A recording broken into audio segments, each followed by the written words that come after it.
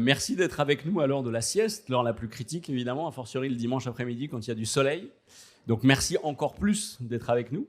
Moi je vous remercie quand même de nous avoir invités. Je remercie évidemment nos invités d'avoir répondu présent, qui viennent de Paris ou d'ailleurs, en tout cas de loin, pour passer un moment avec nous tous. Donc c'est super.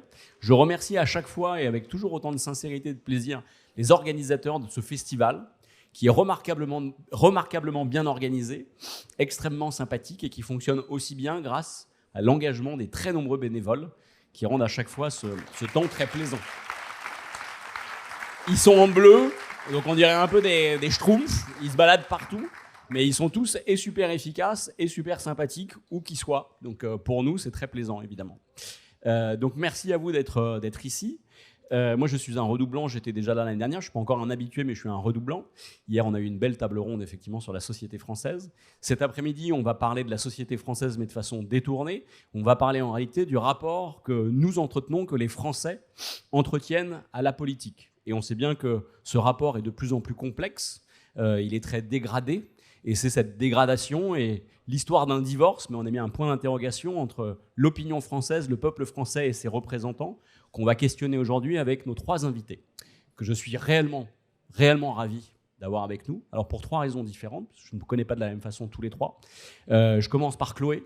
Donc Chloé Ridel qui est haut fonctionnaire, qui est essayiste aussi, qui avait publié aux éditions de l'Aube l'année dernière et qui justifie d'ailleurs qu'elle participe à une autre table ronde juste après sur les questions internationales, qui avait publié un ouvrage aux éditions de l'Aube sur la question européenne, d'une guerre à l'autre, l'Europe face à son destin. Mais qui est passé récemment du monde des idées au monde de l'engagement et de l'engagement public partisan, en devenant porte-parole du Parti socialiste. Donc c'est la politique de l'étape. Sur l'estrade, c'est non seulement la fille, la femme, mais c'est la politique de l'étape. Et évidemment, c'est très intéressant de pouvoir éclairer ce sujet avec l'avis, l'analyse d'une politique, mais d'une jeune politique.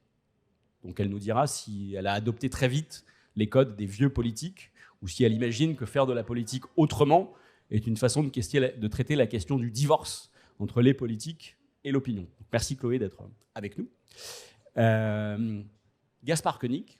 Alors Gaspard Koenig, je ne le connais pas bien, mais je l'ai croisé sur un ou deux plateaux et en tout état de cause, faute coupable, lacune coupable, j'ai du coup enfin lu ses livres pour cette table ronde. Mais j'avoue que je n'avais pas lu les livres de Gaspard Koenig avant. Je n'ai pas lu tous les livres de Gaspard Koenig, mais j'ai lu ses deux derniers livres. Une liberté vagabonde ou notre vagabonde liberté, je me trompe, et Humus. Donc un essai et un roman, sachant que Gaspard a publié beaucoup et d'essais et de romans, et globalement, il a beaucoup écrit. Et c'était une coupable lacune. Lisez les livres de Gaspard Koenig. C'est-à-dire que je ne partage pas les orientations libérales qui sont les siennes par ailleurs, mais pour autant, lire Gaspard Koenig, la finesse de ses analyses et sa plume très élégante, si vous le faites, sincèrement, ça vous rendra plus intelligent et même meilleur en réalité. Je vous recommande chaudement de lire les livres de Gaspard Koenig, à minima les deux derniers. Donc merci Gaspard d'être ici et d'éclairer vous-même avec votre regard de philosophe, mais de philosophe engagé, parce que je rappelle que vous aviez fondé aussi un think tank, donc d'inspiration libérale, Génération Libre. Merci de venir éclairer ce débat avec précisément votre profil à vous, votre analyse à vous, votre regard à vous. Et Raphaël Llorca, que je connais mieux en revanche, et depuis assez longtemps, et plus je le connais, plus je l'apprécie. Il est jeune, c'est le plus jeune de l'étape, mais c'est un cerveau déjà extrêmement brillant, qui travaille pour le compte de la Fondation Jean Jaurès notamment. C'est un essayiste brillant qui en est à son troisième ouvrage, troisième essai. Le premier portait sur la marque Macron, le deuxième sur l'extrême droite, sorti juste avant l'élection présidentielle, et le troisième sur le roman national des marques. C'est très original, c'est très intéressant, et je remercie aussi Raphaël. Raphaël est comme Gaspard en pleine promo, donc il se balade absolument partout en ce moment, et donc je le remercie d'avoir fait un crochet par chez nous pour venir discuter du thème d'aujourd'hui. Alors le thème d'aujourd'hui, moi je me tais et ensuite je pose des questions, mais on m'a quand même demandé de l'introduire un minimum, donc sur les Français, la politique, le récit national, le roman national, l'histoire d'un divorce. Je dirais juste deux petits mots très rapides, en fait, en introduction. Ce divorce, ou cette désaffection des Français pour la politique, bien souvent, en fait, on l'analyse ou on la nomme derrière une étiquette un peu facile qui est celle du populisme, voire des populismes. C'est-à-dire, en fait, le populisme, de façon très sommaire, c'est précisément cette rupture, cette espèce de faille qui est venue s'insérer entre le peuple et ses représentants politiques. Et une partie d'ailleurs de la sphère politique prospère aujourd'hui précisément sur cette désaffection. Il y a plusieurs populismes, mais avec toujours quand même la dénonciation du système. Mais bien souvent dans les discours populistes, on ripe de la dénonciation du système à la détestation de ceux qui l'incarnent. Et il y a en général un indicateur de populisme que j'aime citer, c'est que 90% des Français, 88% pour être précis, pensent que nos gouvernants prennent de mauvaises décisions. 88% des Français pensent que nos gouvernants prennent de mauvaises décisions, et la moitié d'entre eux, vous nous direz pourquoi ils ont raison, donc vous êtes dans les 88%, et la moitié d'entre eux pensent que c'est volontaire, que c'est délibéré, que nos gouvernants prennent de mauvaises décisions, c'est-à-dire des décisions contraires aux intérêts du peuple, et qu'ils le font exprès. Donc on n'est pas dans la faillite des élites, on est au-delà de la faillite des élites, on est dans la trahison des élites. Donc ça, c'est l'indicateur de populisme qui me semble le plus probant, et en découle précisément un fait politique majeur, et très spécifiquement français, qui est un dégagisme systématique. Si vous prenez toutes les élections présidentielles depuis 1974, le président sortant, s'il avait par ailleurs la majorité au Parlement, s'est systématiquement fait sortir. Systématiquement. Sauf Emmanuel Macron. C'est la nouveauté précisément de l'année dernière. Il est le premier à bénéficier de la longévité qui a fait défaut à tous ses prédécesseurs. Donc Emmanuel Macron a la longévité, pour autant il n'a pas la confiance. Il n'a pas davantage la confiance de l'opinion. Et on sait que la longévité, précisément sans la confiance, ça peut être encore plus dangereux. Voilà. Donc c'est ça qu'on va essayer d'éclairer tous ensemble. Et si précisément le moment politique que nous vivons, qu'on qualifie de crise démocratique, bien souvent en ce moment de façon très générale, si le moment politique que nous vivons, c'est cette désaffection très grande, cette rupture même entre le peuple et ses élites gouvernantes, j'ai une première question pour engager la discussion que je poserai volontiers à Chloé Ridel, qui vient de se lancer en politique. Si précisément les politiques ont aussi mauvaise presse, pourquoi aller s'engager en politique? Pourquoi prendre ce risque-là? Pourquoi être masochiste? Et même, deuxième question sous-jacente, avec quelques mois de recul, puisque tu es porte-parole du Parti socialiste depuis pas si longtemps que ça en fait, avec quelques mois de recul, est-ce que passer de l'autre côté du miroir est conforme à tes attentes, au contraire source de beaucoup de surprises, de déceptions, de bonnes surprises au contraire? Est-ce que c'est mieux, moins bien ou différent de ce que tu pensais 6 mois après? C'est quoi ton rapport d'étonnement par rapport à cela? Alors merci, t'es un peu dur avec moi parce que non seulement tu me demandes de remplacer Jean Garrigue au pied levé sur cette table ronde, et en plus tu me passes la parole en premier. Et en plus tu me traites de masochiste. Mais tu n'as pas tout à fait tort, parce que c'est vrai que l'engagement politique, honnêtement, c'est un peu masochiste.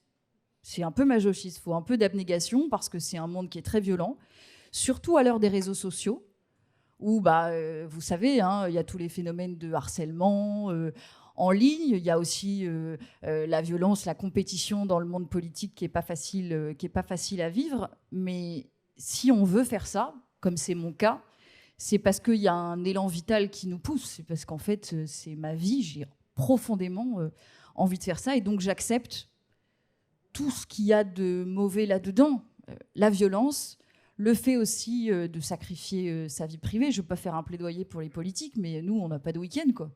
On est en permanence en train de sillonner la France. Hier, j'étais à Morlaix. Avant-hier, j'étais à Toulouse. Avant-hier.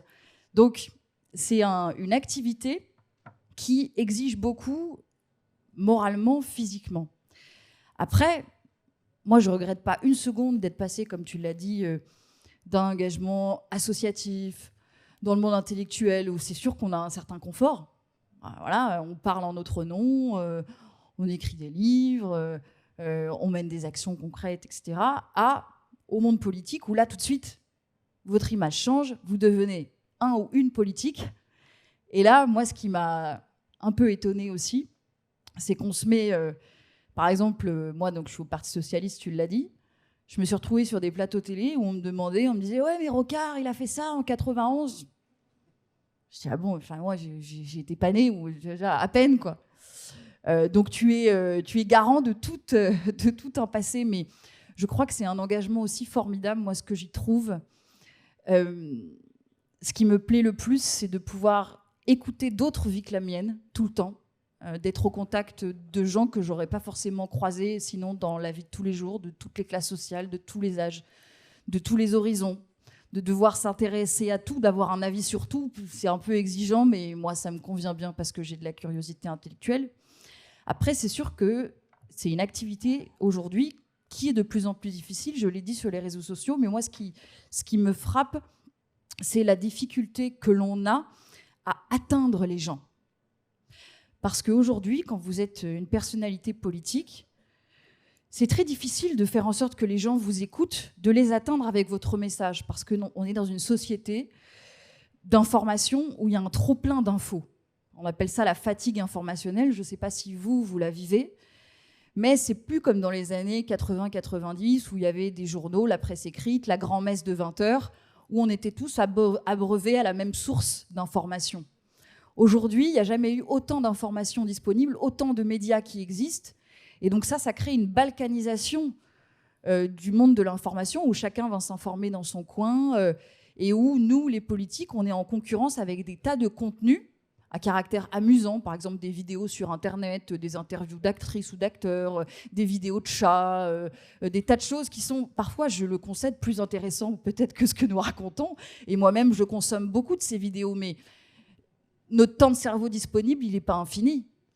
Alors on est amené à faire des choix où souvent les gens se retrouvent à regarder des contenus à caractère amusant ou des contenus qui ne sont pas politiques, parce que les contenus politiques ne les intéressent pas.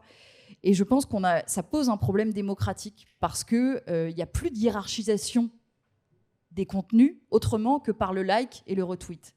Et une vidéo de chat qui secoue la tête sur de la musique techno sera toujours plus retweetée et likée qu'un politique qui va vous parler du dernier rapport du GIEC. Mais ça pose un problème quand même. Et donc, moi, je trouve que c'est difficile d'atteindre les gens. Et de fait, ceux qui y parviennent sont ceux qui sont dans le clash, dans le buzz, dans la petite phrase. C'est ça qui est repris, c'est ça qui est liké. Et là aussi, je trouve que ça pose un problème démocratique. Donc voilà ce qui me vient, un premier rapport d'étonnement. Alors, ça rend sans doute la politique un peu plus complexe. Néanmoins, ça ouvre des canaux quand même de communication directe avec l'opinion, dans son ensemble, à tout instant, qui est quelque chose de tout à fait nouveau quand même et révolutionnaire pour la sphère politique. Donc ça n'a sans doute pas que des avantages, mais ça n'a pas non plus que des inconvénients. Non, c'est vrai. Mais du coup, ça nous demande d'adapter notre communication. On a effectivement maintenant des réseaux sociaux qui nous permettent d'avoir notre propre, de parler directement aux gens, mais sans contradiction. C'est pas non plus tout à fait, je pense, bien dans tous les cas. Et puis surtout, ça oblige à faire de la politique spectacle. Puisque si ce sont les contenus amusants et spectaculaires qui sont les plus mis au-dessus par l'algorithme sur les réseaux sociaux, et ben nous, pour être en compétition avec ces contenus et nous faire entendre, il faut aussi qu'on fasse du spectacle et qu'on se mette en scène. Je te vois hocher la tête, mais je suis désolée. Si tu penses que aujourd'hui, des contenus ou des tweets sérieux qui tentent de résumer le dernier rapport du GIEC ou toute autre chose qui conditionne la survie de notre humanité est plus relayé que je ne sais quel tweet ou tu vois, de Léna Situation ou qui sont très bien, c'est des gens très bien, mais c'est juste que moi je pense que l'absence de hiérarchisation des contenus sur les réseaux sociaux pose un problème démocratique et qu'il faudrait qu'on reprenne le contrôle public de ces algorithmes parce qu'aujourd'hui, oui, ça ne plaît pas au libéral que tu es, mais je suis désolée, Twitter, Instagram, Facebook, c'est un espace public aujourd'hui. C'est pas normal que ce soit dans les mains de multinationales privées dont le siège est à la Silicon Valley aux États-Unis. Ça a un impact trop grand sur les démocraties. Et il faut qu'on puisse contrôler la façon dont ils régulent la parole, les contenus sur ces plateformes, parce que ça a un impact sur nos vies. On ne peut pas leur laisser ça. Et donc, il faut de la transparence sur les algorithmes. Et puis, il faut qu'on décide aussi, peut-être, de privilégier dans l'algorithme certains contenus plus importants pour la survie de l'humanité que d'autres. J'ai une première question pour toi, Gaspard, mais tu as le droit de nous dire pourquoi tu te prenais la tête dans les mains en écoutant Chloé. Bon, enfin, moi, je m'intéresse maintenant davantage aux vers de terre, donc tout ça, c'est un peu de l'histoire ancienne pour moi. Néanmoins, j'ai des vieux réflexes et je suis désolé de le dire, mais je pense que le discours qu'on vient d'entendre est exactement la raison pour laquelle les gens se désintéressent totalement de la politique. Et je suis désolé parce que Chloé est sympathique et a l'air de faire ça avec beaucoup d'engagement, mais c'est précisément l'histoire de... Nous, on a un message important, on doit, selon ces termes, l'adapter aux gens. Et puis on cherche les meilleurs canaux pour ça. Et si les gens ne le reçoivent pas bien, eh ben, on va changer le canal. On va les forcer à plus regarder les vidéos de chats parce que nous, on va pouvoir décider de ce qui est important pour eux que le rapport du GIEC c'est important, etc. Mais je suis désolé, il y a plein de gens qui s'emparent sous plein de formes diverses, autres que écouter des discours venus d'en haut, du rapport du GIEC ou de plein de choses. Les gens ne sont pas si cons. Enfin, moi, les gens que j'ai fréquentés, donc on va reparler du voyage à cheval, j'imagine, enfin, c'était un peu du but du jeu,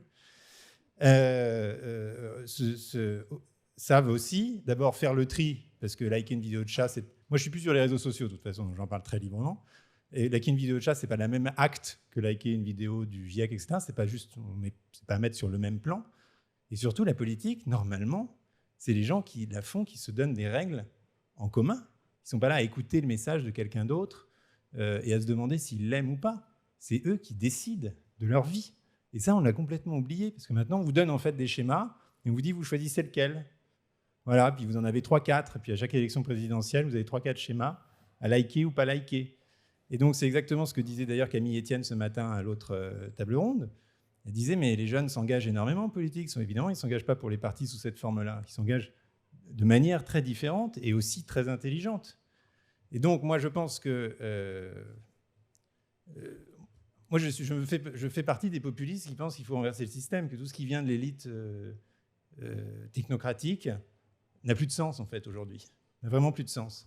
Et que, globalement, pour l'avoir un peu fréquenté, ce système-là est irréformable. On a atteint le point décrit par Max Weber où on a un système normatif tellement dense qu'il est impossible à détricoter. Et quelque part, le théâtre politique qu'on entend tous les 5 ans, seulement tous les 5 ans, puisqu'il y a un seul événement politique en France, c'est l'élection présidentielle, c'est quand même très pauvre, très infantilisant, il se joue sur quelques symboles, quelques mesures un peu phares et un peu romantiques, mais que globalement, les structures d'organisation politique et sociale ne peuvent plus bouger. Et que moi, j'attends comme beaucoup une forme de... C'est un bien grand mot, hein, mais d'effondrement. D'abord, un effondrement fiscal, parce qu'un État qui est surendetté à un moment donné, vous savez, pendant la réforme des retraites, la raison pour laquelle le 49.3 a finalement été mis en œuvre, c'est parce qu'on avait peur de la réaction des marchés sur le spread de la France. C'est vous dire à quel point la situation est fragile. Et ce n'est pas une question comptable, c'est une logique. Logique d'un État et d'une administration qui a tellement grossi, qui se mêle tellement de choses qui ne le regardent pas, qui centralise tellement tout, Pardon, à un Gaspard, moment donné, forcément, il va s'effondrer sur lui-même. N'est-ce pas aussi quand même la preuve que l'économie, précisément, a pris le contrôle de tout? Mais là, ce n'est pas l'économie, c'est de manière plus morale, le fait qu'on est dans la phase décrite par Tocqueville du despotisme démocratique, où nos vies sont entièrement, par le public comme par le privé d'ailleurs, prises dans un réseau de normes extrêmement étroites, et où les libertés quotidiennes, je ne parle pas des grandes libertés fondamentales, on pourrait d'ailleurs en reparler, sont constamment rognées par ce système normatif. Et la question de la dette n'est que le reflet de ça, qui est un phénomène moral beaucoup plus fondamental, qui n'est pas un phénomène économique. C'est la volonté de contrôle, de surveillance permanente. Et ça, pour moi, tous les partis nationaux français partagent cette volonté-là. Ils sont tous jacobins, ils sont tous étatistes, ils sont tous globalement satisfaits de la manière dont la République est organisée. Et je pense qu'ils ne voient pas du tout le fait qu'on est en train de passer à une phase totalement différente de notre histoire politique et sociale. En tout cas, moi, je ne sais pas ce que je suis censé dire ici. Parce que... Non, mais là, je te faisais...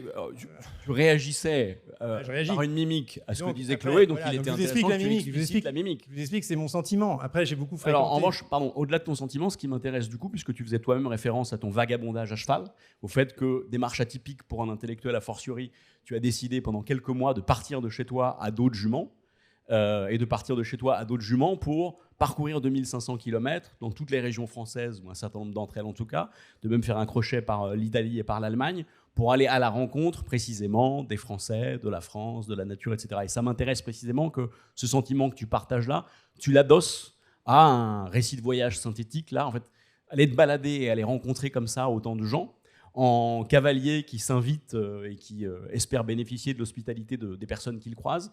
Qu'est-ce que tu as mieux compris ou mieux analysé précisément de notre pays? Alors, on part souvent en voyage avec un biais cognitif, ou en tout cas peut-être déjà des attentes auxquelles on a envie de répondre. Mais précisément, qu'est-ce que ça t'a appris de notre pays en général et de la crise démocratique telle qu'on en discute aujourd'hui? que de te balader comme ça à cheval sur 2500 km. Évidemment, j'ai parcouru un échantillon de régions et j'étais dans un échantillon de foyers très petit, mais en même temps très profond, parce que la relation qu'on noue avec les gens dans ces situations sont des relations d'hospitalité. Et c'est pour ça que le livre s'appelle Notre vagabond de liberté, c'est qu'avant, d'abord c'est une très belle expression de Montaigne, puisque je suivais les traces de Montaigne en 1580, et qu'ensuite, le vagabond avait toute sa place dans la France jusqu'à l'après-guerre. Il avait un rôle social qui était d'ailleurs défini, c'est celui qui avait moins de 6 sous en poche. Et j'ai rencontré beaucoup de fermiers dont les parents ou les grands-parents posaient toujours l'écuelle du vagabond sur la table, parce qu'il arrivait, on lui donnait le gîte, et il donnait un petit coup de main à la ferme, il parlait externement. Et il avait un rôle social, parce qu'en fait, devant le vagabond, on se débonde, on se catharsise, parce que le vagabond, il part le lendemain, il ne présente aucun danger, et donc on lui dit tout.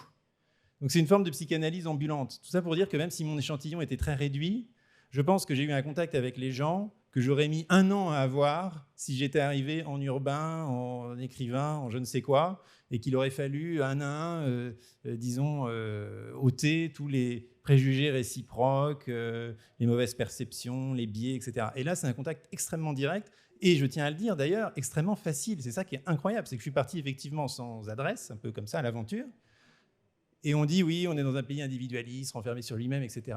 Mais essayez, en fait, non. Mais il suffit de déclencher un peu l'étincelle. Et quand vous arrivez dans un village ou dans une banlieue ou dans une ville, parce que j'ai aussi fait les espaces urbains, périurbains... Avec une jument, qui plus est avec une jument. Mais non, mais justement, la jument était extrêmement utile, si je puis dire. Parce qu'en fait, les gens, non seulement, bon, ils ont une sorte d'affection spontanée pour l'animal, mais aussi, ils voient que vous êtes dans le pétrin. Si vous arrivez avec un cheval, vous avez toujours un problème, en fait. Vous avez des problèmes vétos, vous n'avez pas de bouffe, vous avez trouvé un pré pour le cheval, vous avez trouvé un truc pour vous coucher vous-même. Et donc, en fait, les gens vous viennent en aide. Mais c'est hallucinant. Il y a des ouvriers qui sont descendus de leurs échafaudages pour me donner 20 €. Et là, qu'est-ce que vous faites? Vous acceptez pas? C'est compliqué, ces situations-là. Les gens vous hébergent. Vous proposez de les payer, vous les payez pas, vous les payez pour le foin, pour la bouffe. Vous voulez pas vexer. On peut vexer dans les deux sens. C'est compliqué. Tout ça, c'est une humanité extrêmement intense. Et les gens vous font confiance, pas parce qu'ils vous connaissent, pas parce que vous avez un nombre d'étoiles sur Airbnb ou Uber. Simplement, c'est un regard, un sourire, un petit mot qui fait qu'on fait confiance ou pas à l'étranger. Donc j'ai le sentiment que j'étais dans une relation humaine, anthropologiquement extrêmement pure, extrêmement ancienne, commune au fond à toutes les civilisations. Ce n'est pas la France ou tel autre pays, c'est d'ailleurs les voyageurs à cheval qui parcourent le monde, voient ça un peu partout. Et que, en fait, quand on la réveille, elle revient. Et les gens sont trop contents de sortir de leur ordinaire pour ce bout d'aventure qu'on leur offre, les histoires qu'on va leur raconter. Donc s'il y a une défiance publique, il y a une confiance assez spontanée privée. En tout cas, c'était cette expérience-là que j'ai eue. Et après, sur le plan politique, donc moi, je ne parlais pas aux gens en disant « Ah bah tiens, qu'est-ce que vous pensez de la macroéconomie, du budget de l'État ou quoi ?» Comme dit Montaigne, il faut parler aux gens de ce qu'ils savent.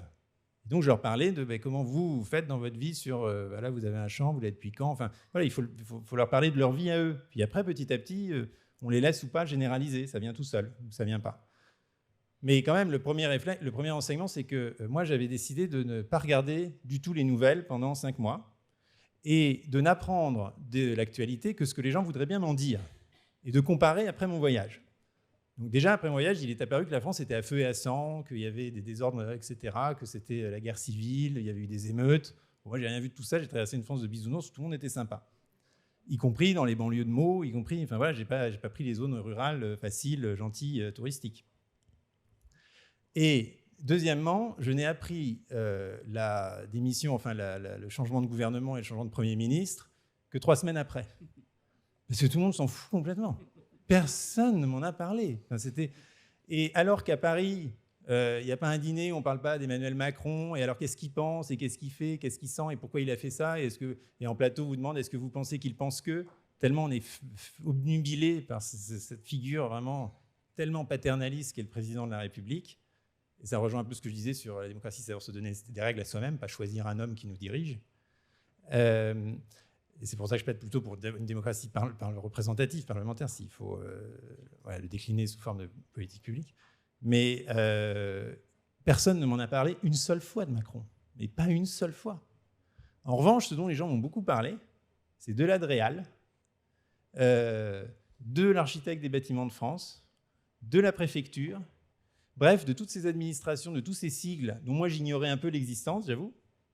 Parce que quand vous êtes proche des sources de pouvoir et d'information, vous ne voyez pas les difficultés que pose la bureaucratisation intense du pays et de la gouvernance du pays.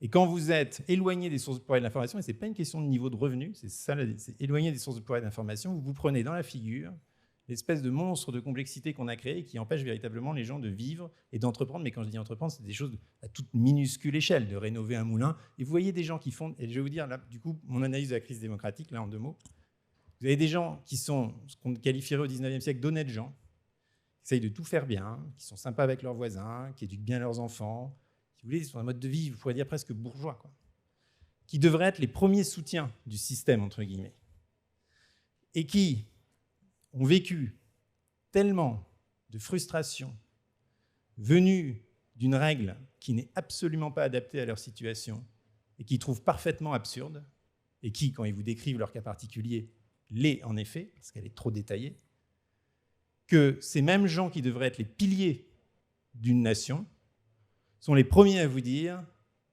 il faut tous les mettre dehors, enfin, ce qu'on disait sur le populisme. Et c'est des gens excellents.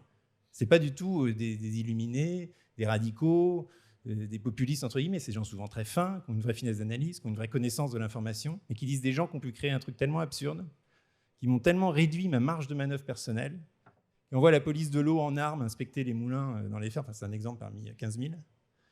Je ne leur fais plus du tout confiance. Et tout ce qui vient maintenant de l'État centralisé, j'en ai plus rien à faire. Alors, je vais passer le ballon à Raphaël, mais en lui passant le ballon, je vais quand même juste faire une petite remarque sur ce que tu dis à l'instant. En réalité, je ne suis pas philosophe, mais je suis historien de formation. Et le populisme, tel que je l'ai décrit sommairement tout à l'heure, il n'existe pas qu'en France et il n'existe pas qu'aujourd'hui. Et on a connu des bouffées ou des flambées de populisme à des époques ou dans des pays où ce que tu décris comme un enfer bureaucratique, un écrasement par les normes, en fait, n'existe pas. C'était juste pour...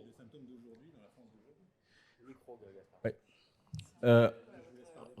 Raphaël, toi, comment tu éclaires en fait cette espèce de divorce ou cette crise démocratique, ou plus exactement, ton dernier livre en particulier est une façon tout à fait originale, une sorte d'ovni intellectuel et éditorial, une façon originale et décalée d'éclairer en fait cette crise démocratique ou ce défaut de récit national, de roman national. Je te passe le ballon et explique-nous comment tu as eu l'idée de commettre cet ovni éditorial et d'éclairer le déficit de politique en faisant un crochet par le marché et les marques commerciales.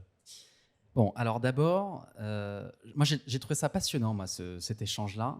Alors je ne vais certainement pas les mettre d'accord, Chloé Ridel et Gaspard Koenig entre eux, mais je trouve qu'ils illustrent chacun par des prismes extrêmement différents, mais le sujet d'aujourd'hui, c'est-à-dire la déconnexion assez profonde de la politique avec les citoyens. En entendant le récit de Gaspard Koenig, j'ai eu en tête les propos de Marcel Gauchet, du philosophe Marcel Gauchet, dès les années 80, qui avait eu cette formulation que j'avais trouvée très puissante. Il disait « Nous sommes en train de sortir de l'âge de l'affirmation identitaire du politique ». Alors, qu'est-ce qu'il voulait dire par là ? C'est-à-dire que pendant très longtemps, dit-il, en retraçant une histoire assez longue de la relation entre le politique et le peuple, eh bien, en France, il y avait une sorte de spécificité en Europe, où les gens se définissaient leur identité par la politique. Et il montrait avec des récits de voyage à l'époque du XVIIIe siècle, de voyageurs étrangers qui étaient très surpris de voir qu'on ne discutait pas seulement politique dans les cours et les palais de Paris, mais qu'en réalité, on discutait, on s'écharpait au plus profond de la France, un peu partout. Bon. Et lui commençait à mettre le doigt sur l'idée selon laquelle cette spécificité française s'était totalement érodée. Et d'ailleurs, les dernières enquêtes de la Fondation Jean Jaurès, lorsqu'on pose la question de l'intérêt pour la politique, alors j'ai plus les chiffres en tête, je ne pensais pas vous en parler, mais on est 15 à 20 points derrière les autres pays proches européens, Italie, Espagne et Allemagne. Bon. Et ce que je trouve très intéressant dans ce que tu racontais, Chloé, c'est un deuxième élément très important, c'est cette prise de conscience que tu vis, et c'est pour ça que ton témoignage est intéressant, que le politique est devenu un émetteur parmi d'autres, en réalité. Alors toi, tu essayes de le résoudre par une régulation de plateforme. Ce qui est intéressant, c'est de prendre conscience qu'effectivement, pas seulement, pardon, je veux pas réduire ta proposition, enfin ton discours à ça, mais ce qui est intéressant, c'est de se rendre compte il y a un marché de récits en fait aujourd'hui. Et sur ce marché, il y a le discours politique. Il y a aussi des vidéos de chats, et c'est comme ça où j'espère de manière habile introduire mon sujet, il y a aussi des discours de marque. Voilà.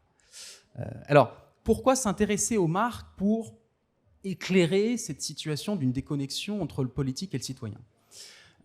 D'abord, parce que moi je vais vous faire peut-être Enfin, c'est pas très sympa pour mes petits camarades qui s'y essayent toutes les semaines, mais je trouve que l'analyse produite pour comprendre le politique tourne totalement en rond, en fait. Et je suis frappé de faire l'expérience assez régulière, soit par la télévision, par la presse écrite. J'ai le sentiment de lire les critiques d'une même pièce de théâtre, où au fond, alors on change le décor, on change parfois les acteurs, mais surviennent de manière régulière les mêmes propos, les mêmes réflexions sur la déconnexion du politique, sur la langue morte qu'il articule, et on revient même souvent, tu parlais de 91 et de Rocard, on revient même souvent à 83 pour expliquer le tournant de la rigueur qui aurait provoqué la désaffection massive des citoyens vis-à-vis de la politique. Bon.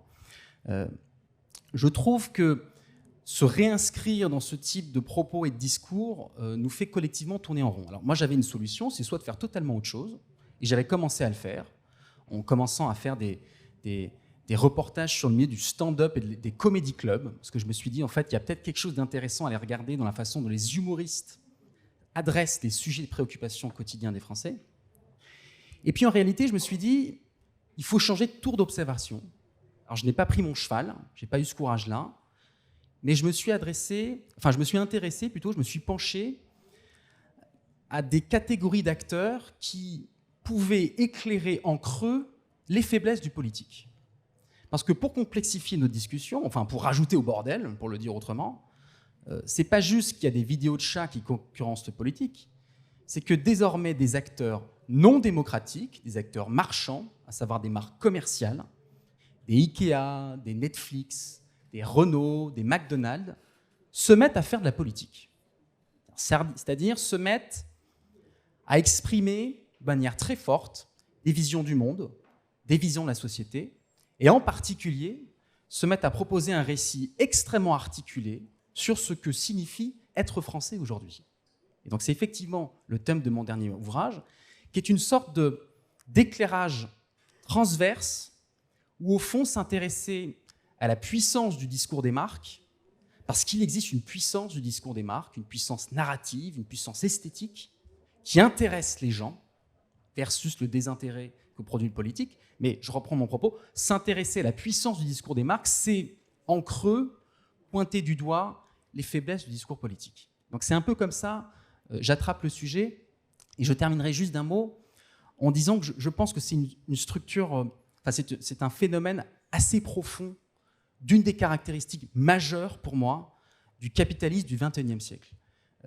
Les plus belles analyses, je trouve les analyses les plus justes sur ce qu'était le capitalisme au XXe siècle ont été formulées à la fin des années 90, en 99 exactement, par Luc Boltanski et F. Capello dans un petit livre dans un gros livre, pardon.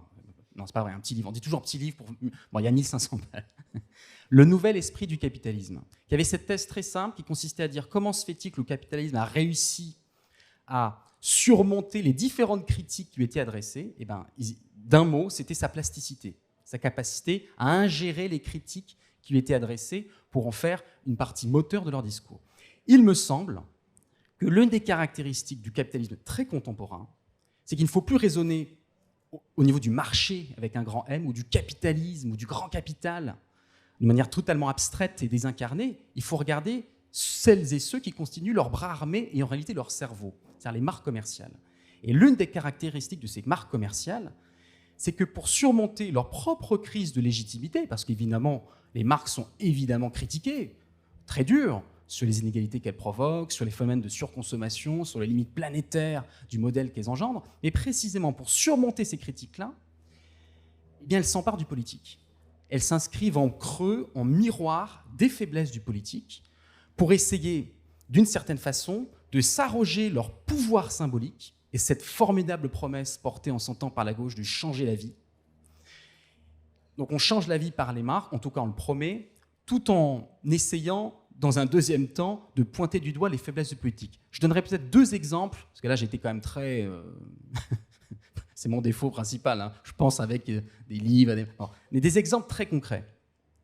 Peut-être que certains d'entre vous ont vu les campagnes d'affichage de la marque Shiva, qui est une marque de ménage à domicile, qui s'est emparée de l'un des angles morts du discours politique, c'est-à-dire ce qu'on a appelé pendant le confinement les premiers de corvée, c'est-à-dire celles et ceux qui constituent en fait dans la hiérarchie des métiers tout en bas de peloton, et où au fond il y a une incapacité du politique à valoriser symboliquement d'abord et financièrement ensuite ces catégories de travailleurs. Eh bien, voyez que Shiva a payé de très larges campagnes d'affichage dans les abribus, dans les stations de métro. Pardon, j'habite à Paris, donc je les ai d'abord vus là, et je me suis rendu compte qu'ils avaient un plan d'affichage dans toute la France, en mettant en gros plan des personnes d'un employé de ménage avec un prénom, un âge, et surtout avec une qualité esthétique de la photo extrêmement stylisée, parce qu'ils avaient fait un partenariat avec les studios Harcourt, qui est un peu le nec plus ultra de la photographie. C'est-à-dire que voilà qu'une marque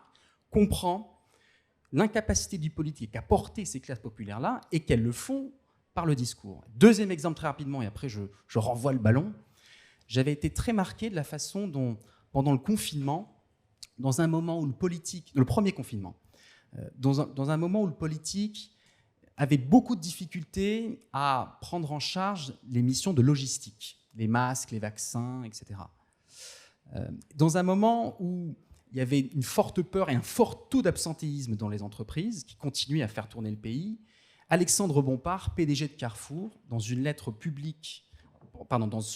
adressée à ses employés qu'il a ensuite rendue publique, a dit la chose suivante: vous n'êtes plus simplement des employés de Carrefour, vous êtes le service public de l'alimentation. Voilà. Je pourrais multiplier les exemples. Je trouve qu'à chaque fois, on retrouve cette capacité de marque, aujourd'hui, à essayer de s'emparer d'une dimension politique en creux de ses faiblesses, en creux de ses lacunes, tout simplement pour s'approprier sa dimension politique. Et donc c'est là où le paradoxe, et je termine là-dessus, promis, on est en train, en tout cas moi c'est le sentiment que j'ai, et encore une fois en vous écoutant, c'est-à-dire qu'on entre dans une ère peut-être post-politique, qui ne signifie pas l'effacement du politique, parce qu'en fait la fonction du politique reste encore essentielle. C'est qu'est-ce qu'on a encore à faire ensemble, qu'est-ce qui nous unit, qu'est-ce qui nous divise, et vers quel horizon commun on se destine collectivement. La fonction politique est encore là, sauf qu'elle n'est peut-être plus prise en charge par les acteurs politiques traditionnels, elle est prise en charge de plus en plus par des acteurs marchands non démocratiques. Donc c'est cette ère post-politique qui pose évidemment 1000 problèmes, y compris des problèmes démocratiques, que j'essaie d'adresser dans le bouquin, et que je trouve que c'est encore une autre façon d'éclairer la désaffection entre les citoyens et le politique. Chloé, du coup, ça m'intéresse de t'entendre réagir là-dessus, parce qu'on avait en tête qu'il y avait une concurrence entre le pouvoir politique et le pouvoir économique, avec des champs de force qui pouvaient être contradictoires et violemment opposés. Mais là, pour le coup, on a un niveau de concurrence qui est encore différent. C'est-à-dire que ce n'est pas les champs de force dans la société, c'est la question des imaginaires, la question des récits, la question des discours et la question de la puissance symbolique. Donc, est-ce que, du côté des acteurs politiques, on se rend compte que, dans le même temps qu'on est de moins en moins audible vis-à-vis de l'opinion, on voit monter la concurrence d'acteurs économiques, en l'occurrence, qui, eux, deviendraient de plus en plus audibles. Et l'exemple que prenait Raphaël m'intéresse particulièrement, effectivement, sur la campagne de pub Shiva. C'est normalement la gauche qui porte précisément un discours favorable aux catégories populaires dans leur ensemble, et par ailleurs aux métiers, fameux métiers du back-office, la France, les coulisses comme ça, du monde du travail, qu'on avait vu émerger subitement au moment du Covid, que dans les grandes villes, on applaudissait à 20h sur son balcon ou à sa fenêtre, et puis qu'on a oublié aussitôt. Et donc, comment est-ce que cette inaudibilité de la classe politique en général, mais de la gauche en particulier, et de la gauche en particulier, alors même que quand même, le contexte aujourd'hui, c'est les préoccupations environnementales, la question environnementale, la question sociale et la question des services publics qui est au cœur du débat public et en haute pile des préoccupations des Français. Donc, alors même que les Français ont ces préoccupations-là de façon prioritaire, la gauche, qui devrait être audible, l'est moins que jamais. Non, je ne suis pas sûre qu'on soit moins que jamais audible, et je ne suis pas sûre qu'on ait abandonné ce que tu appelles les premiers de corvée à raison. J'ai pas l'impression que, par exemple, pendant la bataille contre la réforme des retraites, on n'ait pas été audible. Sans les forces de gauche, il n'y aurait pas eu autant de lièvres levés sur, par exemple, la question des 1 200 €, où le gouvernement avait promis que, grâce à sa réforme, l'ensemble des retraités toucheraient au minimum une retraite à 1 200 €, ce qui était faux. Sans notre opposition à ce moment-là, ça n'aurait pas été débusqué. Quand on a aussi révélé que cette réforme des retraites allait être particulièrement défavorable aux femmes, c'est nous qui avons porté cette contradiction et cette opposition à l'Assemblée, et puis c'est nous qui étions dans la rue aux côtés des gens pendant 5 mois. Là, sur une réforme qui est en cours de discussion au Parlement sur la réforme du RSA, où on veut soumettre les allocataires du RSA à 15 heures d'activité par semaine, du travail gratuit, et que si vous ne faites pas ces 15 heures d'activité, vous n'avez plus votre allocation, alors même qu'on sait qu'au RSA, il y a des tas de mères isolées qui, en fait, ne peuvent pas travailler parce qu'elles doivent s'occuper de leurs enfants. Et donc, elles sont obligées d'être au RSA, mais ça ne les réjouit pas. Qu'on les oblige à faire en plus 15 heures d'activité hebdomadaire juste pour survivre, parce qu'un RSA, vous survivez, hein, vous ne vivez pas. 650 €.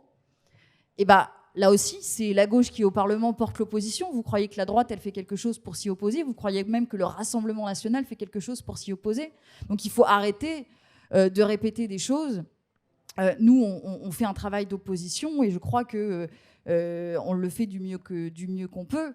Après, qu'il y ait des marques qui se saisissent, comme tu le dis, Raphaël, du roman national, je trouve que c'est pas forcément une mauvaise chose. Je pense que tout le monde doit y participer de la construction de ce roman, les politiques, mais pas que, les associations, les entreprises. Moi, j'y vois pas forcément quelque chose de mauvais, a priori. Alors, j'entends ce que tu dis sur le fait que la gauche mène une bataille politique et qu'elle le fait de façon active au Parlement et en particulier au moment du débat sur la réforme des retraites. Je note, même si les sondages, c'est toujours un peu vulgaire de les convoquer parce qu'ils sont incertains, aléatoires, etc.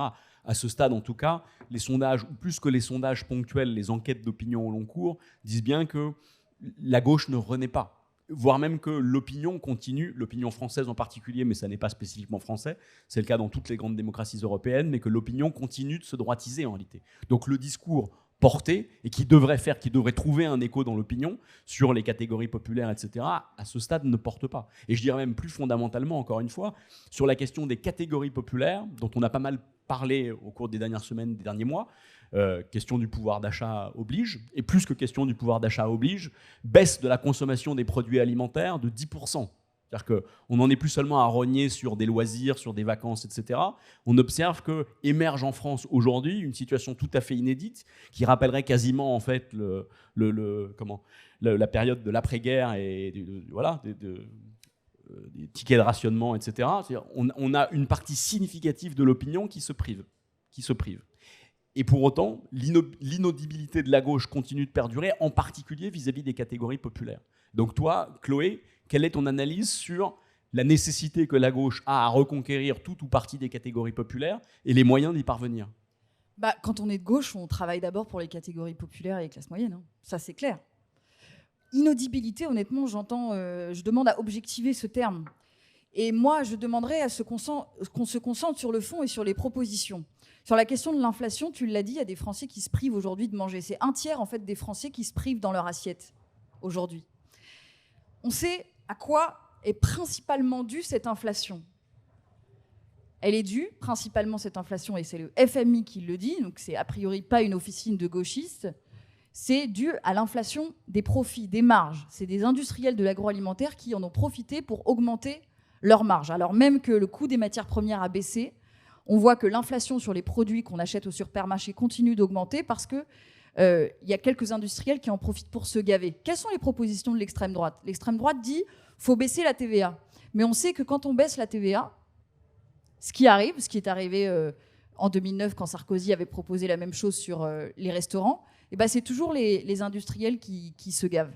Nous proposons d'aller chercher les profits là où ils sont, les super profits indus là où ils sont, et de taxer les super profits. Voilà ce que nous proposons sur la question de l'inflation. Donc je pense que nous essayons tout de même de porter les intérêts des classes populaires et moyennes. Je vous vois, madame, là-bas, qui voulait intervenir.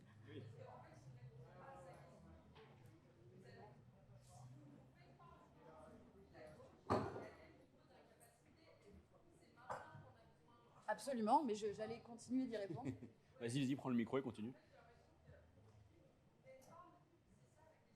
Mais j'essaie de répondre sur le fond de ce que nous proposons. précisément.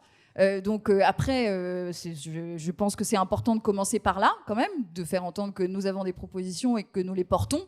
Vous pouvez dire le contraire, mais en fait, c'est ce qu'on fait, c'est réel. Après, sur l'audibilité, moi, je suis d'accord avec vous, je le déplore.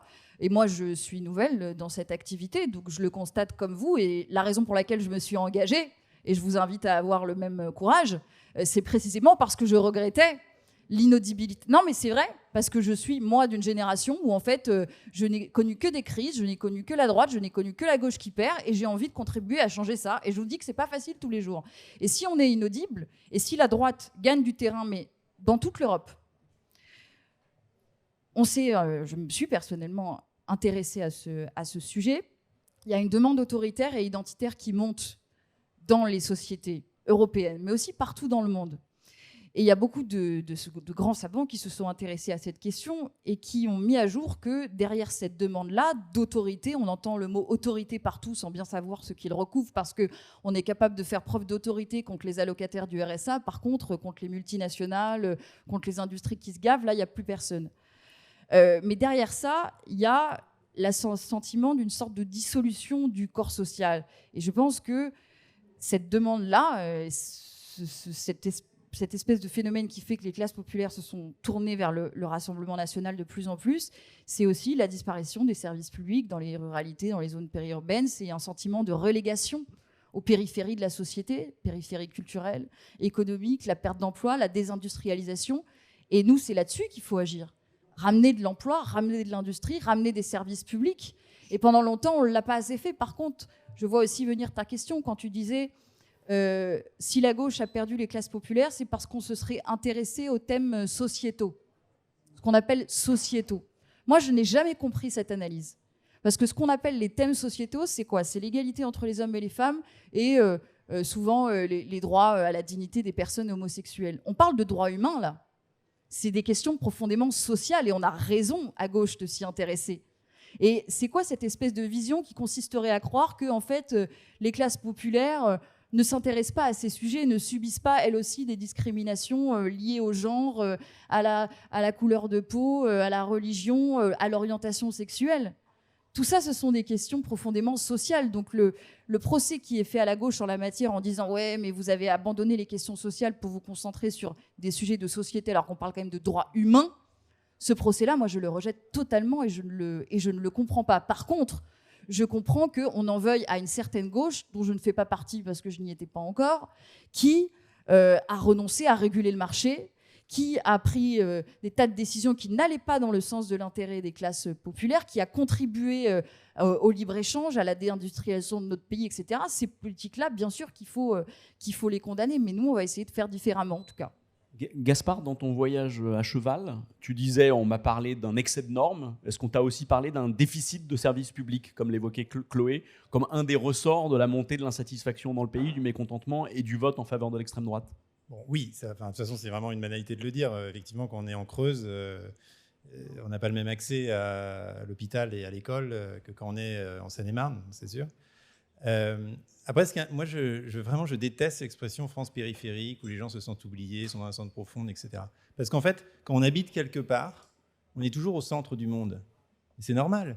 On habite dans un petit village et qu'on a connu son petit village depuis 20 ans, qu'on y soit né ou pas. C'est ça le centre de sa vie. C'est là qu'on a nos repères géographiques, sociaux. Et donc, quand après, on vient vous dire, les sondeurs posent la question, vous sentez-vous oublié? Les gens, ils disent oui pour faire plaisir, en fait, parce qu'ils savent que c'est la réponse qu'on attend d'eux. Mais est-ce qu'à table, le soir, ils se disent, mon Dieu, c'est terrible, on est oublié? Non, parce qu'ils vivent leur vie, en fait. Ils vivent leur vie sur le terrain. Vous voyez ce que je veux dire? Et dans leur vie, et c'est souvent des vies modestes, mais parfois parfaitement passionnantes. Et d'ailleurs, où l'espace de la campagne donne énormément encore de liberté, d'indépendance. Et j'ai rencontré des gens qui ont des singularités beaucoup plus fortes que ce qu'on peut rencontrer en ville, et des attaches locales aussi, et des attaches aux traditions, et un portage des racines que j'ai trouvé vraiment spectaculaire, et qui ne m'a pas du tout présenté la vision un peu d'une espèce de France déshéritée, appauvrie culturellement, intellectuellement, qu'on aime relayer. Donc, pardon, et après, par rapport à ce que précision là-dessus, si vous voulez bien, Gaspard, si tu veux bien, ça veut dire que ce sentiment de mal-être montant, croissant dans l'opinion, dans le pays, en tout cas tel qu'on l'observe, on le note dans les enquêtes d'opinion, et encore une fois, pas que des sondages à un instant T, mais des enquêtes d'opinion assez rigoureuses et au long terme. Toi, tu dis ne pas l'avoir perçu. Je me méfie. Enfin, je me rappelle d'une dame dans les Vosges qui était assistante sociale. Son mari était, il devait être, ça fait partie de ce qu'on appelle les classes moyennes. Ils avaient une petite maison près de la forêt, très modeste. Et elle m'avait dit, dites-leur, elle m'avait fait un déjeuner extraordinaire, et elle m'avait dit, dites-leur à Paris, quand vous reviendrez, qu'on n'est pas malheureux. Alors, je transmets le message. Hein. Alors, bien sûr, je veux dire, il y a des cas, et d'ailleurs, par exemple, moi, en fait, quand j'entends Chloé, je me dis, vraiment, j'adorerais être de gauche, en fait, parce que en côté Lucchini. Je partage complètement ce qu'il a dit sur le RSA. Je trouve ce qui est la mesure qui est en train d'être prise absolument d'une violence absolument scandaleuse. D'ailleurs, les gens qui sont RSA aujourd'hui souffrent déjà beaucoup de la bureaucratie sociale. Vous savez, il y a des inspections, des inspecteurs des CAF pour vérifier si vous êtes en couple ou pas. Si vous êtes en couple, le RSA est familialisé, donc vous devez des indus à l'État. Enfin, c'est des trucs absolument monstrueux quand vous êtes déjà en situation de difficulté. Les formulaires pour remplir le RSA, c'est 15 pages. Le temps moyen pour l'obtenir, c'est 3 mois. Enfin, c'est complètement dément de demander ça à des gens qui sont dans des situations justement de difficulté et qu'on est censé aider. C'est pour ça que moi, je suis à l'inverse. Je plaide pour un revenu universel, c'est-à-dire l'équivalent du RSA, si vous voulez. Après, tous les montants se discutent suivant ce qui est faisable ou pas, mais sans aucune condition, aucune conditionnalité. On ne vous demande plus rien. On vous demande rien en échange. Précisément, on vous dit c'est un droit. Et tout ce discours qui consiste à dire il y a des droits parce qu'il y a des devoirs, c'est un discours absurde. On a la liberté d'expression. On n'a pas un devoir en échange de la liberté d'expression. On a le droit à la vie. On a les droits sociaux que mentionnait Chloé. C'est des droits, c'est tout. C'est pas en contrepartie de quoi que ce soit. La Déclaration des droits de l'homme et du citoyen, c'est pas la Déclaration des droits et des devoirs du citoyen. Bon. Et il y a une raison pour ça, qu'il y ait des droits et des devoirs sur le plan moral dans la vie, oui, mais sur le plan politique, les droits qu'on donne à l'individu sont des droits absolus, sans contrepartie. Je pense que le droit à la survie en fait partie, et que donc, c'est un thème qui est discuté quand même depuis 2 siècles et demi, depuis que Thomas Paine l'a proposé dans la justice agraire. Je suis pour le passage à une forme d'allocation universelle, sans aucune condition. Et vous voyez, donc, mais ça, pourquoi la gauche ne le porte pas comme tel? Pourquoi elle nous parle encore des super profits et tout ça? Le revenu universel, Benoît Hamon en avait parlé. Pourquoi ça n'a pas été repris? Pourquoi on nous propose pas un modèle vraiment différent? Quelque chose qui change vraiment, une rupture fondamentale? Bah oui, mais par exemple, sur le revenu universel, j'en entends plus parler. Voilà, j'en entends plus parler. C'est dans le programme, bah, franchement, vous-même, vous n'en parlez jamais, quoi. Enfin, je veux dire, si c'est dans le programme, c'est un truc absolument central. Je veux dire, ça change tout. C'est quelque chose d'absolument fondamental qu'il faut budgéter. Enfin, alors, c'est gentil de le dire au détour d'un paragraphe, mais il faut le marteler. Enfin, voilà, ça, c'est un projet de société, par exemple. Ça, c'est changer la vie. On n'entend jamais dans les discours parce qu'ils ont peur. Ils ont peur, ils disent, on va nous dire que ça alimente les allocations, que ça alimente... Et je sais pas, j'aimerais bien parler encore, mais je sais plus trop quoi dire. Tu vas retrouver, mais j'ai une question du coup. Pour passer le ballon à Raphaël, est-ce que le libéral que tu es, en fait... Juste abandonnons le terme, parce qu'il est aussi pollué que les sols aujourd'hui. Moi, je me sens beaucoup plus anarchiste que libéral. Je pense que c'est très d'ailleurs lié. Et donc... c'est le libéralisme en vrai, c'est une grande philosophie politique qui vient du 18e, etc. Mais je veux même plus argumenter sur le sujet parce qu'il a été tellement associé à l'horreur qu'est le néolibéralisme des années 70 que du coup le terme il est mort, il est plus portable. Moi je ne l'utilisais que parce que tu l'avais revendiqué. Moi, je sais, mais pour le coup, dans ma bouche, il n'est pas du tout. J'ai abandonné. Non, d'accord. Mais du coup, je me demandais quel regard tu portais sur ce qu'évoquait Raphaël, c'est-à-dire la concurrence dans le champ politique des acteurs politiques classiques et des acteurs économiques. Ah bah je sais pas. Bon, tu me lis, on en reparle. Raphaël, vas-y. Non, pour essayer de pacifier les échanges, parce qu'on n'est pas là pour faire le procès de la gauche en particulier. Je pense que non, mais c'est intéressant parce que le vrai sujet, c'est le procès du politique en réalité. C'est-à-dire que moi, ce qui me frappe beaucoup, c'est qu'on vit un moment où coexistent de manière simultanée un très fort discours d'engagement, et vous en avez peut-être entendu ce matin, par exemple, Camille Etienne dans l'écologie, où il y a un très fort engagement à l'extrême droite aussi, tu en disais 2 mots tout à l'heure, et dans le même temps, une très vaste désaffection, quoi. Et les deux vont croissant, c'est ça qui est très bizarre. Alors, moi, il y avait un chiffre qui m'avait beaucoup interpellé. En sortie de premier confinement, je reviens souvent à cet exemple, à ce moment qui est assez charnière, en fait, d'accélération de tendances préexistantes. Il y avait une étude de l'Obsoco qui montrait tout un tas de chiffres sur... L'Obsoco, c'est l'Observatoire de la consommation. Société et consommation, absolument. Bon, qui est un observatoire qui produit plein d'enquêtes. Bon. Et il produisait des chiffres très intéressants sur le nombre de divorces, sur le nombre de personnes qui sont mises à faire du yoga, sur le nombre de personnes qui ont déménagé. Bon. Dans la catégorie mieux vivre. Et dans cette catégorie mieux vivre, il y avait ce chiffre. 7,9 millions de Français ont arrêté de suivre l'actualité pour se recentrer sur leur vie familiale. C'est énorme, en fait. C'est énorme. Bon. Mais et en fait, c'est ça qui est intéressant d'aller interroger, parce que cette part de désaffection, elle est beaucoup plus large. C'est pas seulement les politiques, c'est aussi beaucoup plus largement de quoi on parle aux gens. Il y avait des enquêtes très intéressantes sur l'abstention qui montraient que 8 Français sur 10 abstentionnistes, et dans la proportion exactement la même pour les électeurs Le Pen premier tour, estiment que dans les médias et dans la politique, on ne parle pas des sujets qui les concernent. Voilà. Donc c'est intéressant.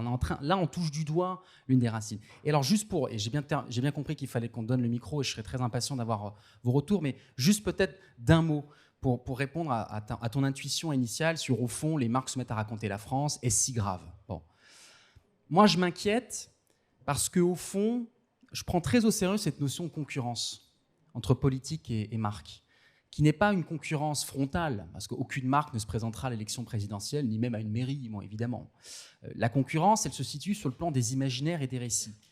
Et au fond, je crois qu'on est en train d'habituer petit à petit le consommateur à ce qu'au fond, le politique soit moins bon, moins enthousiasmant, moins créatif que les marques pour s'emparer de la France, parler des promesses de corvée, acheminer des masques, etc., etc., etc. Et au fond, la grande crainte que j'ai, et c'est un politologue américain qui s'appelle Benjamin Barber qui l'avait dit d'une phrase que je trouve très belle, le discours des marques désacculture le citoyen à l'exigence de la démocratie. Parce que la démocratie, ça prend du temps. Quand Michel-Édouard Leclerc déboule sur des plateaux de télévision et dit « Moi, demain, j'appuie sur un bouton » et immédiatement, dans tous les hypermarchés Leclerc de France, il y a 400 produits au prix bloqué. En creux, il met le doigt sur l'incapacité des politiques à lui le faire. Mais c'est une forme de concurrence déloyale. Et ce que disait Benjamin Barber, c'est la chose suivante, c'est que le moi privé qui crie « je veux » étouffe le moi collectif qui doit dire de manière beaucoup plus mesurée « nous avons besoin ». Et c'est ça qui est dangereux. C'est dans cette forme de face-à-face où, au fond, on se dit le politique, à quoi bon si d'autres acteurs marchands non démocratiques, je le rappelle, peuvent s'emparer et faire mieux que cette vieille classe politique qui a passé d'âge, au fond, je me passerais bien de voter à la prochaine élection. Je trouve que c'est ça aussi l'un des enjeux. J'ai une dernière question pour Gaspard, parce qu'on a parlé de son dernier livre, son avant-dernier livre, mais pas du dernier, Humus. Et ça m'intéresse précisément de faire un lien entre le sujet d'Humus et le sujet du jour. Quand on parle de la crise démocratique, bien souvent, on sous-entend et une crise de résultats, c'est-à-dire les politiques n'ont plus la capacité à agir et à transformer le monde, et précisément une crise de récit, tel qu'on en parle.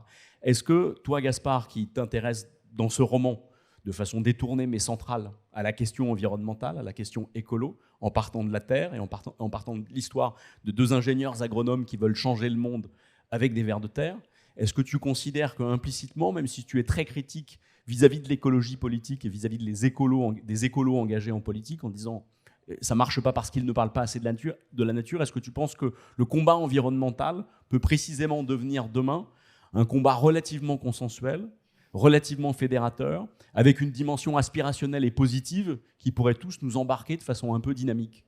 Complètement. D'ailleurs, je crois que c'est Fourquet dans l'archipel français, si je me souviens bien, qui dit que finalement le seul thème commun qui se dégage de toutes ces communautés qu'est la France, c'est l'environnement. Mais quelque part, c'est plus grand que la France, ça. C'est pas un récit national, c'est un récit en fait humain. C'est-à-dire que moi, la France, en fait, la nation, je m'en fous un peu. Si les gens se sentent bretons, auvergnats, de petits villages, du truc, ils veulent faire sécession avec la région italienne d'à côté, que la Corse va être autonome, moi je trouve ça très bien. J'ai pas besoin d'avoir une espèce de structure nationale qui coordonne tout. Et aujourd'hui, cette aspiration écologique, c'est pas tellement un projet national, c'est un projet universel en fait. On parle pas là de sauver la France et pendant que le reste des pays cramerait ou n'aurait plus de vers de terre. Il s'agit bien de sauver la planète entière. Donc il s'agit de sauver l'humanité quelque part. Et donc ce projet, il est positif. Effectivement, il peut être collectif, mais pas seulement pour les Français, pour l'humanité entière. Et je ne sais plus, j'avais un truc à dire. Mais oui, je ne suis pas sûr, en revanche, que la planification, dont on nous parle beaucoup en ce moment, d'ailleurs sur tous les côtés du spectre politique, soit la meilleure manière de le voir aboutir. Je note, comme on le disait ce matin, désolé pour ceux qui étaient déjà à la conf du matin, mais je ne peux pas me contredire d'une conf à l'autre, même si ça serait plus drôle. Les soulèvements de la Terre, les militants écolos aujourd'hui sont inspirés de penseurs comme Murray Bookchin, qui sont des éco-anarchistes. L'écologie est très liée depuis sa formation intellectuelle, depuis Thoreau, à la décentralisation. Et l'idée que prendre soin d'un écosystème à son niveau localement et prendre soin d'une petite communauté politique, eh ben en fait, c'est le même processus. Et c'est très responsabilisant. Et donc, toutes les situations dont nous parlons, il ne faut pas constamment chercher à les résoudre par un grand plan national, mais qu'en donnant ce qu'on ne fait pas du tout et ce que la décentralisation depuis les années 80 ne fait pas du tout, en donnant de l'autonomie au local, on permet une foultitude d'expérimentations qui infusent et qui, de loin en loin, peuvent justement trouver des solutions. Je racontais ce matin, franchement, non, je vais m'arrêter, mais je racontais ce matin que je m'arrête là, parce que sinon je vais répéter, puis il faut laisser la parole à la salle. On n'a plus que 10 minutes. Hein. Oui, tout va bien. Est-ce qu'il y a des mains qui se lèvent et des voix qui s'élèvent? Il y a plein de voix qui se lèvent et de voix qui s'élèvent. Comment? Ouais. Bon, oui, j'espère. Ce sera difficile. Bon, j'ai le privilège d'être le premier à parler. Je voudrais d'abord vous Alors, comme il y en a remercier. plusieurs, on essaie d'avoir des questions pas trop longues, comme ça on en prend plusieurs en même temps. Oui, merci. Le sujet était manifestement ambitieux. Et le traiter en 1 heure était compliqué, difficile. Vous avez traité certains aspects.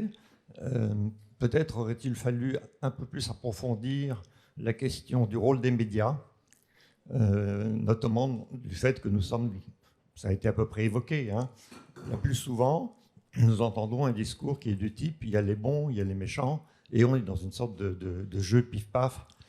On ne s'intéresse pas aux questions sérieuses, ou très peu, en tout cas l'information n'est pas là, et les journalistes sont plutôt pour exprimer leur point de vue, et pas du tout pour informer le citoyen. Je pense que ça, c'est un défaut, un aspect de la question qui mérite beaucoup d'être souligné. J'aurais souhaité peut-être aussi que l'on aborde un autre sujet qui est celui de l'éducation, qui fait que, sans doute, une grande partie des citoyens, surtout des plus jeunes, se désintéressent, ou tout au moins, croient au Père Noël, où on leur fait croire qu'il y a le Père Noël. Et j'imagine que beaucoup de citoyens dans ce pays considèrent que le président de la République est assis sur un coffre et qu'il suffit qu'il l'ouvre et qu'il y a de l'argent qui vient, de l'argent magique qui vient comme ça. Okay. J'imagine qu'un certain nombre d'enseignements plus précis sur à la fois le fonctionnement des institutions, le régime parlementaire, ses difficultés, l'humilité qu'on doit avoir, et en sachant qu'un jour on gagne, le lendemain on peut perdre, et puis une connaissance élémentaire des mécanismes économiques à l'école permettrait d'éviter ce genre de désaffection, parce qu'on se dit c'est tous des cons, on n'y comprend rien. Message reçu, donc médias et éducation. D'autres questions? Je vous en prie. On en prend 3-4? Une première salve de 3-4? Bonjour, alors je vais faire rapidement, je suis franco-suisse, j'ai vécu dans les 2 pays et on est vraiment sur des modèles qui sont très différents.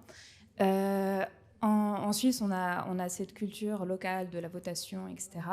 En France, c'est pas du tout le cas et on parle en France du roman national. Pourquoi on s'acharne en fait sur un roman national? Et l'exemple tout bête en Suisse, il y a l'hymne national, et ben en fait on le connaît pas et c'est pas grave. Pourquoi on en est là? Et comment voilà. Désapprenons la Marseillaise. Une autre question, du coup? Ah, pardon? Rapido. Oui, on n'a pas parlé du tout des élections. Pour moi, il y a des élections où pas grand monde ne vote. Le cantonal, ça pourrait être les élus locaux qui votent. Les européennes, c'est très loin des pensées des Français. Par contre, il y a une élection qui est entre l'élection présidentielle et la très locale, la communale, qui pour moi a été un peu changée avec la réforme de la députation, où on peut arriver maintenant aujourd'hui à avoir des députés hors sol. Je ne citerai que Chambéry maintenant, Aix-les-Bains autrefois, parce que le député peut se présenter sans avoir aucun mandat local. Et je pense que s'il avait un mandat local, il saurait assez vite ce que c'est que la DREAL, ce que c'est que la BF, ce que c'est que la vie concrète des gens et des institutions. Une dernière question. Allez, la dame qui lève. Un peu féministe. Faites chacun une réaction. Une petite question. Vous écoute. Vous me dites si c'est une ânerie ou pas. Est-ce que le vote obligatoire, c'est une bêtise ou pas? Moi, je viens d'un pays où les urnes étaient déjà remplies, prêtes, mais on allait voter quand même.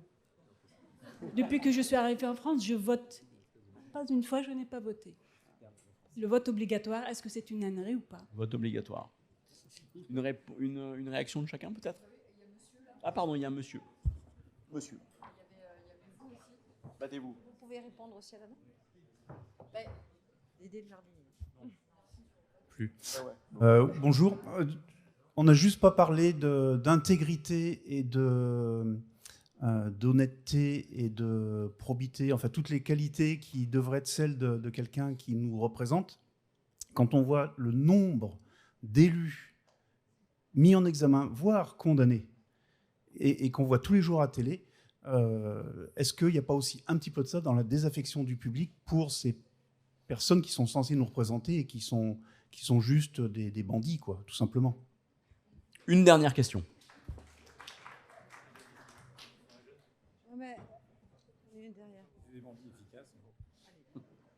Bon, je me lance.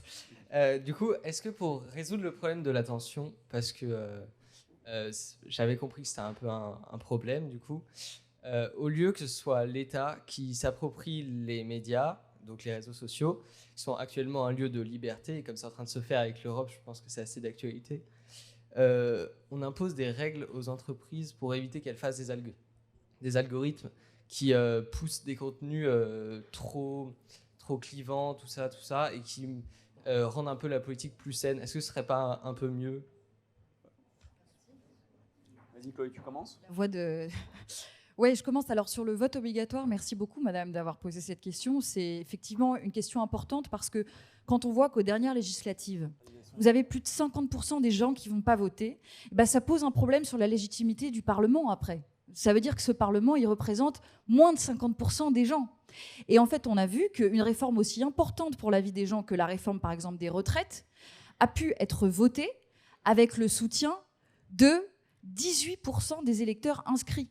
C'est en pourcentage ce que représentent LREM et LR. C'est 18% des électeurs inscrits. Pourtant, c'est la majorité des sièges au Parlement.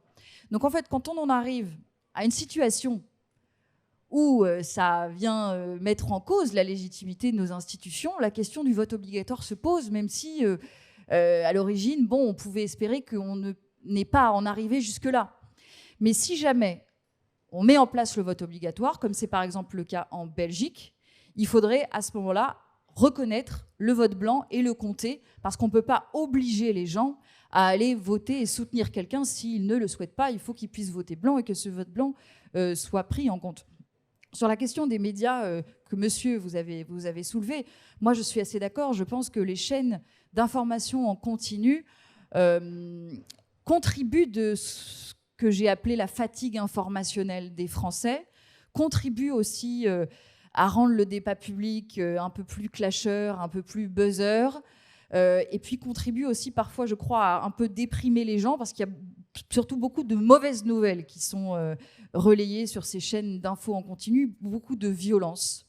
Mais ça, je n'ai pas, la solution. Je ne sais pas comment est-ce qu'on pourrait faire en sorte de réformer ces chaînes d'infos en continu. Déjà, il faudrait garantir qu'il n'y ait pas une concentration excessive de la propriété de ces chaînes d'infos dans les mains de quelques-uns, et en l'occurrence de quelques milliardaires. Je pense qu'après ce qui s'est passé au JDD, il faut qu'on ait une vraie réflexion pour éviter que des milliardaires, en l'occurrence d'extrême droite, puissent racheter un média, puis imposer un soutien officiel de M. Zemmour à la tête contre l'avis de 90% des journalistes. Ça, il faut faire en sorte que ce soit plus possible, quoi. Donc de mettre un peu de garde-fou, de faire en sorte que les journalistes, à la majorité, puissent s'opposer à un rédacteur en chef s'il le souhaite. Et enfin, sur la question, merci de me permettre de préciser mon propos sur la façon dont on peut réguler les grandes plateformes. Il ne s'agit pas effectivement que l'État s'occupe de tout et tout. Moi, j'y suis opposée. Je pense qu'il faut un contrôle démocratique. Ce contrôle démocratique, ça peut prendre plein de formes, mais ça peut être par exemple un conseil public où il y aurait des représentants d'associations, où il y aurait des représentants du gouvernement, où il y aurait des représentants du Parlement, où il y aurait des représentants du Sénat. Moi, je ne sais pas si quelqu'un invente un système meilleur, par exemple, ça pourrait être aussi des gens tirés au sort, je ne sais pas, mais en tout cas une assemblée qui contrôle la façon dont sont dessinés ces algorithmes et qui font que, effectivement, par principe, ces algorithmes ne conduisent pas à donner plus de visibilité à des contenus clash, des fake news et ainsi de suite. Voilà, je ne sais pas si ça répond à votre question. Mais... Gaspard ? Alors moi, je vais prendre un peu d'autres questions, mais d'abord, je dis vive la Suisse. J'ai été assister à des votations, pas des votations, à des Landsgemeinde 2 à Glaris, donc près de Zurich, où vous avez 20 000 Suisses sur la place du village qui, pendant une journée, proposent, amendent et votent les lois. C'est bien organisé, c'est préparé à l'avance. Tout citoyen peut faire une déclaration. Il n'y a pas d'applaudissements, il n'y a pas de sifflements. C'est dans un silence religieux sous la pluie et tous les Suisses sont en kawé pendant 10 heures. D'accord ? Et les enfants sont assis autour de l'estrade du Landamman, c'est-à-dire du maire, pour regarder la démocratie à l'œuvre. Et le Landamman, le maire, n'est pas du tout jugé sur ses propositions, son action, est-ce qu'il a fait la foire, est-ce que machin. Il est jugé sur sa capacité à mettre en œuvre les décisions qui sont prises par les citoyens. Et vu la délégation des compétences en Suisse, c'est des décisions significatives. Ce n'est pas du folklore. C'est des trucs sur le salaire des fonctionnaires, sur le financement d'une maison de la culture, sur le contournement du village par une route. Enfin, c'est des choses importantes. La moitié de la législation en Suisse est locale. Et effectivement, il y a un rapport à la démocratie qui est beaucoup plus vif et qui s'illustre ensuite dans la votation nationale.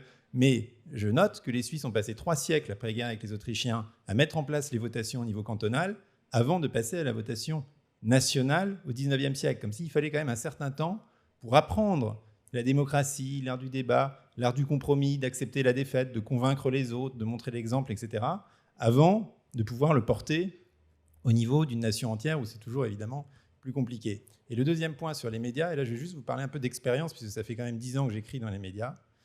Et là, on peut parler évidemment de régulation sur l'indépendance de la presse. Moi aussi j'étais scandalisé par le JDD, j'ai signé la pétition, etc. Mais il faut quand même comprendre, je pense, et je vais vous le dire même si ça ne vous fait pas plaisir, que pour que la presse soit indépendante, il faut payer les journaux, que les lecteurs payent leurs journaux.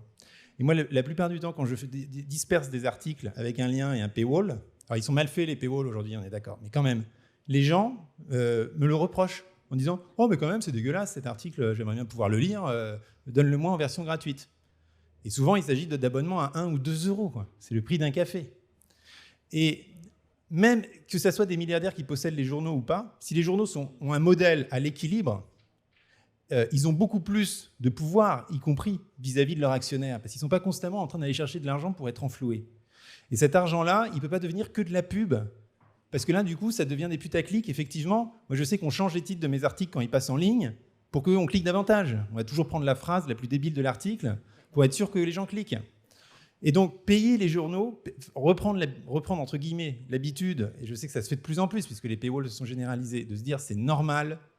Alors moi, je trouve dommage qu'on doive s'abonner. J'aimerais bien qu'on puisse justement avoir des systèmes, comme pour Deezer, comme pour la musique, des systèmes où on peut acheter les articles un à un pour 10 centimes, ou avoir des formules d'abonnement, etc. Et ça, c'est un problème des journaux qui n'arrivent pas à se coordonner entre eux pour ça. Donc la faute est aussi dans leur camp. Mais n'oubliez pas quand même que le petit écho que vous donnez aux journaux pour un abonnement mensuel qui est maintenant plus grand-chose quand vous prenez juste l'abonnement numérique, c'est ça qui, in fine, quelles que soient les règles qu'on invente, assurera véritablement, 1, l'indépendance des rédactions, et 2, leur capacité à faire du travail dans le temps long, à envoyer des journalistes sur le terrain. Moi, j'ai eu une chance incroyable avec Le Point. Ils m'ont envoyé faire des reportages. J'avais 2 mois, j'avais carte blanche, j'avais un plafond de dépenses et je faisais ce que je voulais. Et ça c'est du journalisme. C'est du journalisme authentique. C'est du journalisme où on a le temps d'errer, etc. Plus vous les restreignez financièrement, plus les mecs ils doivent faire 3 articles par jour, répondre aux tweets, etc.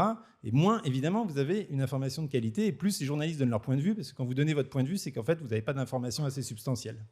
Merci beaucoup à tous les 3. Je suis désolé, en fait, je me fais tirer les oreilles sur l'horloge.